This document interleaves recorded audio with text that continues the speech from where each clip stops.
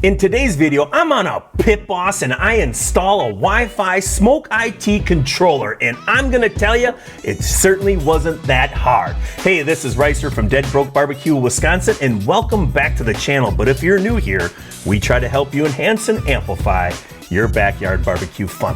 Now, doing this installation was really dang easy. I just had to make sure that I was connecting the correct wires to the new controller. So grab a couple screwdrivers and a wire cutters, Rick.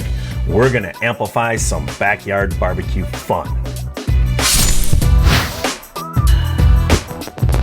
I'm installing this Smoke IT Bluetooth Wi-Fi controller into this Pro Series 820. And honestly, the hardest part of this installation is gonna be taking off the bottom grate on the hopper. And the tools that you're gonna need for this install is a wire cutters and a Phillips screwdriver. Now, before doing any electrical work, you're gonna wanna make sure that you have your Pit Boss unplugged. So step one, grab that Phillips screwdriver and we're gonna remove that grate underneath the hopper. Now, on this model, we have 8 screws that we have to remove. I also took a couple wood chunks and put them underneath the legs to hold it up a little bit higher because these knees, they're getting old and they don't bend as well. Like I said earlier, this part's a little tricky, but just start taking out the screws.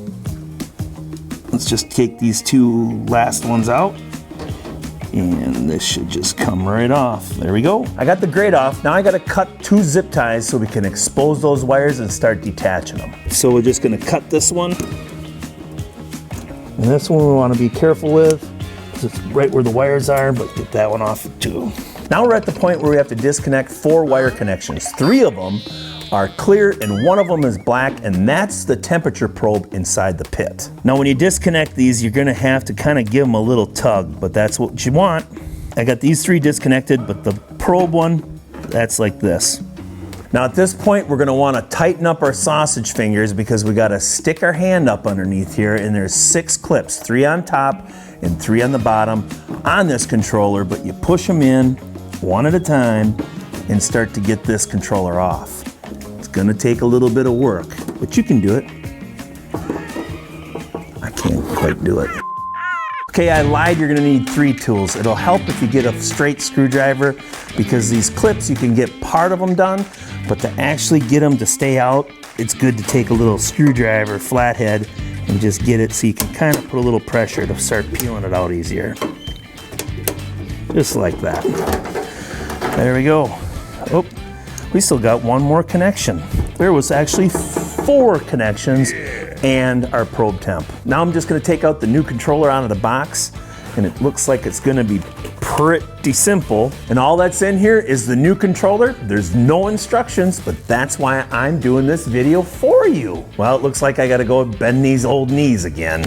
Now you're gonna wanna get all your clips pulled outside because you don't wanna hook it up when they're underneath here, or you're gonna end up doing it all over again. Now because this yellow one is the longest, I'm gonna hook that one up first, get it in, and you're gonna wanna hear it snap when you put these together. Now we'll hook up our probe, and this is only gonna go in 1 way, just like that. Now this one is gonna be where you're gonna hook your purple and white connector to. Get that in, then hook up your white and black.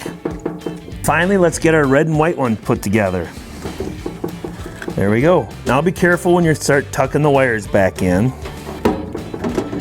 And before you snap the plate back on, make sure that you don't have any wires tucked in behind it. And this is the same as the other one. You just start popping it in and you'll hear it snap and catch. There we go. Now just get a couple new wire ties and you're gonna do some cable management. And this is a good enough wiring job for a barbecuer. I feel confident that I hooked this up correctly, but if you want to, go ahead and plug it in before you put the grate back on and just check to see if it's operating. After you know it's operating, then go ahead and put your grate on. And line it up. We'll get this one started and then just get this one in. And after you get them so far, it'll at least hold up here. And then after you get them all finger tight, just go ahead and tighten them up with your Phillips screwdriver. I'm just gonna take out my blocking, get that out of there. Plug in the Pro Series 820. Now, simply press the power button. And we might as well dump a little bit of pellets in here. I already downloaded the app for the Smoke IT, And all you have to do is go through a couple questions through this app when you're setting it up, and then just simply add the device and then it's gonna connect. And now that we're actually burning clean, let's go ahead and adjust our temperature. Let's raise it just to that 225 degrees. I've been messing with the app here a little bit, and I noticed that they didn't add that 275 degree temperature setting that I think a lot of us were hoping that it would have. So this is gonna run a lot like the other controller, but one great thing is that it is Wi-Fi, and if you're roaming around the house, you can at least check the temperature on your pit to see how it's doing. Plus, if you're using the probes, you're gonna have that information too. I use these apps just for a quick reference, but I never 100% trust them because they do sometimes get disconnected and they'll sit there at that same temperature, but then when you go outside, you have a different reading on your actual controller than what you did on your app. So don't rely on just your app. You're always gonna wanna have that visual when you're looking at that cooker too. So we're just gonna run it up to 300 degrees and we're gonna run it right there for a little bit, and then we're gonna call her quits because she's running good and I'm controlling it right here off the phone. Now you can see that the IT is flashing on this controller, and that's just because I haven't hooked it up to the Wi-Fi yet. I never remember my Wi-Fi password. So we've hit that 300 degrees. Now let's just go ahead and shut her down. Just gonna hit the power button, and it's gonna ask you, are you sure you want to turn off the power to your grill? Yes.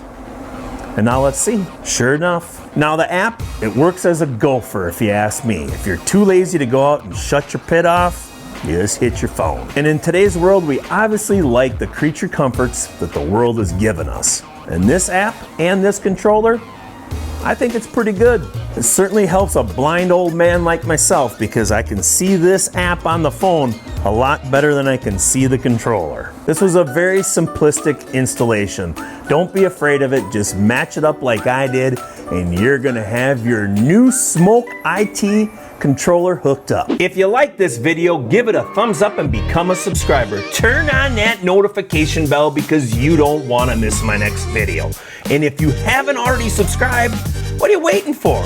But I appreciate you watching it. I'll see you in the next video.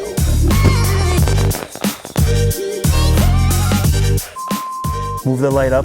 Get your hands out of your pocket, pick the light up. We're gonna do this next shot where I look that way. You need this? No. Okay. Let's just go ahead and crank it up to 275. Click on it.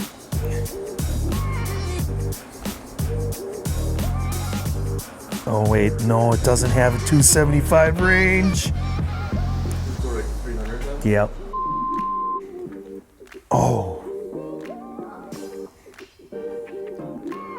My thumbnail.